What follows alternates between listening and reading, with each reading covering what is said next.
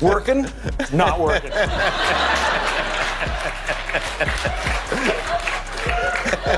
Oh, they got you coming and going, man. You know what I mean? You try and you try and you give it all. Give it all to her. According to a new media analysis, Trump has been mocked by professional comedians 72% more than any other president in American history. The study counted over 2,400 Trump jokes on late-night TV in just the last month alone. But what's really interesting is how he's responding to the comedy assault. We've collected the most brutal jokes and his most unhinged reactions in one place. If you've ever wondered what happens when the most powerful man in the world can't take a joke, you're about to find out. Before we move on, I'd like to ask you a small favor. If you appreciate this content, please take a second to like this video and subscribe to the channel. Over 98% of you watch the videos without subscribing. It costs you nothing, but it makes a huge difference to us. So did you click the subscribe button? Great, thank you so much. Now back to the video. You know, Jimmy Kimmel once said Trump's hair looks like cotton candy made of pee. That's just the start of our countdown. People were talking, Curtis. Okay. Now, I do him very feminine. I don't know why. Well, yeah, a little bit of lotion, little bit of chapstick. Imagine him getting a manicure. Okay, just go easy. Trump is like, you know, how are you qualified to be president? Because I'm good, okay? I'm so good. I know how to do it. Okay? Down late night hosts have turned making fun of Trump into their favorite hobby, and honestly, who can blame them? Man is a comedy goldmine that keeps on giving. These TV comedians haven't just been throwing random jokes at the wall to see what sticks. They've been strategic, carefully identifying Trump's most sensitive spots and hitting them repeatedly. It's like they've created a detailed map of his ego and know exactly which buttons to push for maximum effect. Stephen Colbert has been particularly ruthless in his Trump takedowns. Not content with just calling him Mango Mussolini, Colbert regularly delivers devastating impressions that capture Trump's distinctive hand movements and rambling speech pattern. But what really sets Colbert apart is how he systematically targets Trump's business record and intelligence. Night after night, Colbert has crafted jokes highlighting Trump's bankruptcies, failed ventures, and questionable decisions, all areas we now know are particularly sensitive for the former president. Jimmy Fallon might seem like the nice guy of late night, but even he couldn't resist making Trump a regular punchline. His Trump impression focuses on the repetitive word salads that have become Trump's signature. Fallon zeroes in on Trump's limited vocabulary, mimicking his habit of using the same phrases over and over. It's going to be tremendous, believe me, it's going to be huge, Fallon says while squinting and pouting his lips in an exaggerated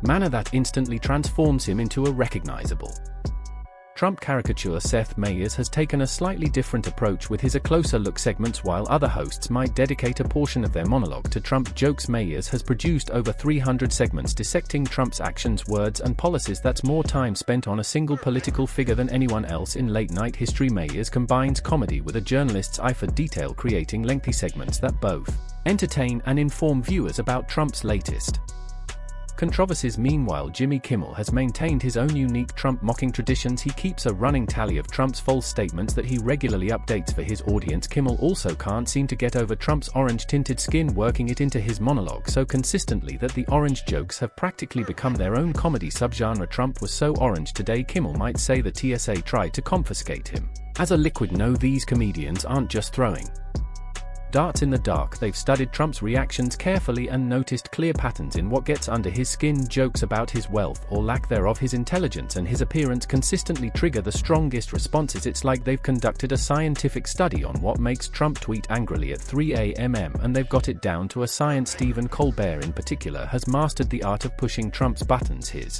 pointed jokes about Trump's intelligence and business failures have consistently triggered some of Trump's most furious responses. After one particularly brutal Colbert monologue, Trump lashed out, calling Colbert a no-talent guy and demanding he be fired. Of course, this only encouraged Colbert further, giving him more material and higher ratings. It's the comedy equivalent of poking a bear, except this bear has Twitter and nuclear codes. What's fascinating is how Trump's reactions reveal his deepest insecurities. When Colbert makes jokes suggesting Trump isn't as wealthy as he claims, you can almost guarantee an angry response will follow. When comedians mock his intelligence, Trump often responds by insisting he's like really smart or has the best words. It's like watching a real-time psychological evaluation play out through late-night comedy. This comedy brigade doesn't show any signs of slowing down. Even though Trump is no longer in office, these hosts continue to mine his speeches, social media posts, and public appearances for material, and Trump continues to provide it in abundance, refusing to fade into the background like previous presidents. Each new statement becomes fodder for the next night's monologue, creating an endless cycle of mockery and outrage, the gift that keeps on giving. That's what Trump has become for comedy writers, or should I say that's what he would be if they actually needed to write anything. Here's the kicker: they often don't, while most politicians require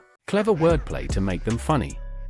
Trump's statements frequently sail directly from his mouth to the comedy stage without a single edit. Take that infamous COVID press briefing moment there. He was the President of the United States casually suggesting that maybe, just maybe, injecting disinfectant might cure coronavirus. Comedy writers across America simultaneously put down their pens and just hit play on the clip. No punchline needed when the president is recommending household cleaners as internal medicine. Late night hosts simply replayed the footage, raised an eyebrow, and collected their laughs. It's almost unfair to other politicians. They work so hard to stay measured and careful, while Trump blurts out whatever crosses his mind. Remember when he proudly declared he has the best words? That boast turned into a comedy goldmine as writers began compiling his greatest linguistic hits. His simple sentence structures and repetitive vocabulary became a template for amateur impressionists everywhere. Why craft elaborate jokes when you can just string together tremendous, huge, and believe me, with random nouns, and you've got yourself a Trump speech? The Cuff of Faye incident exemplifies this phenomenon perfectly. One midnight tweet with a mysterious typo, and suddenly comedians had material for weeks. The beauty of it wasn't just the nonsensical word, it was how it perfectly encapsulated Trump's late night and filtered social media presence. No comedian could have